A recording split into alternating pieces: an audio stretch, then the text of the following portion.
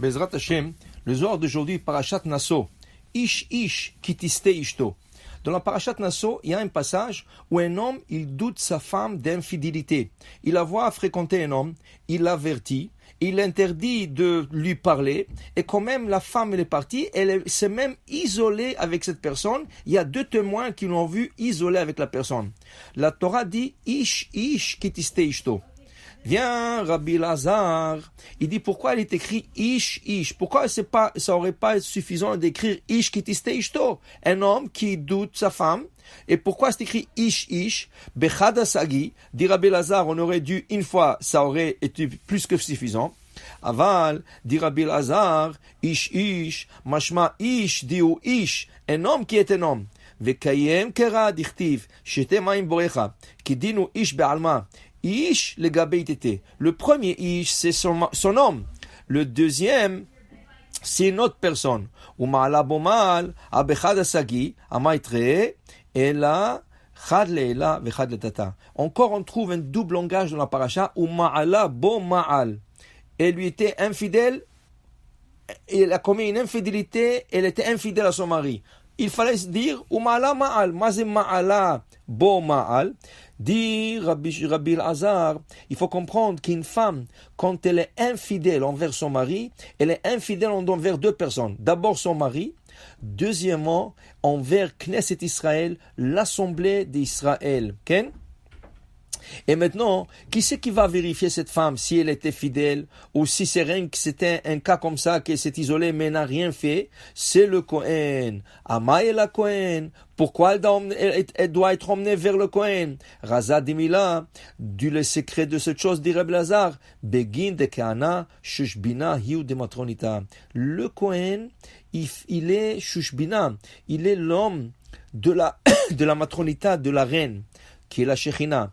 Acha istakela, viens voir quelque chose, dit Rabbi Lazar, regarde. Il est écrit, Veshachat et ben Abakar. On égorgera le taureau, et après c'est écrit, Velakach Kohen et Adam, et le Kohen il prend le sang. Pourquoi c'était pas écrit, Veshachat a Kohen et ben Abakar? La Gemara, dans Masechet Brachot, nous enseigne que la Shechita, dans le temple, dans le Beth Amikdash, n'est pas obligée d'être par un Kohen. Tout le reste du service, recevoir le sang, asperger le sang, couper le taureau ou le mouton ou tout ce qu'il a été, ça c'est obligé d'être par un Kohen. Mais égorger, c'est pas fait par le Kohen. Ça peut être fait par la personne qui met le sacrifice lui-même ou n'importe qui n'est pas Kohen.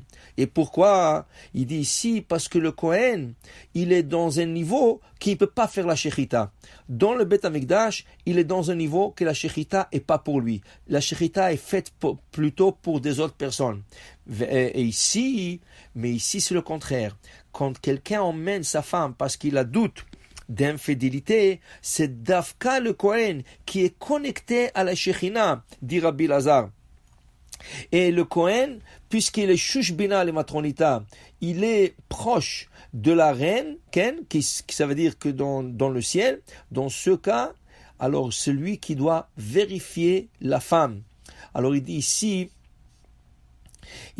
que c'est important que le Kohen soit la personne qui va maintenant prendre de l'eau et il donnera à boire à cette femme pour voir si elle a été infidèle ou si c'est rien qu'un doute qui en vérité elle n'a rien fait. Et le Kohen, c'est quoi son rôle? Dit Rabbi Lazar,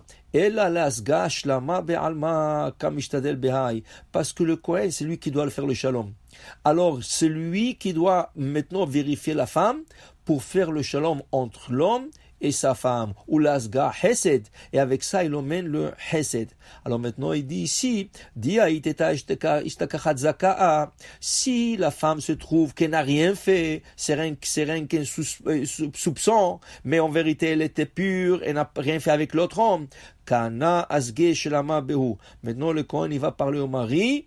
Il va faire le shalom entre les deux. Parce que le mari dit quand même, elle m'a mis dans une situation, regarde, je suis humilié, on a été venu ici. Et le Kohen promet à ce couple de mit'abera bebra zachar. Il leur promet que Bezrat Hashem, ils auront tous les deux un garçon, vit'avit shlama al yodoy, et il a eu le mérite, le Kohen, de faire le shalom entre homme et sa femme. Et on sait que faire le shalom entre un homme et sa femme, c'est un des plus grands mérites qu'on dit chaque matin. Ochel mi perotem ba'olam hazeh va'keren kemet l'olam haba. Il mérite de manger les dividendes de cette mitzvah dans ce monde et le capital de cette mitzvah lui est réservé complètement dans l'autre monde. Ça veut dire que celui qui arrive à faire le shalom, il fait exactement le travail du Kohen. Le Kohen était là pour faire le shalom entre un homme et sa femme. Baruch Adonai le'olam. Amen ve'amen.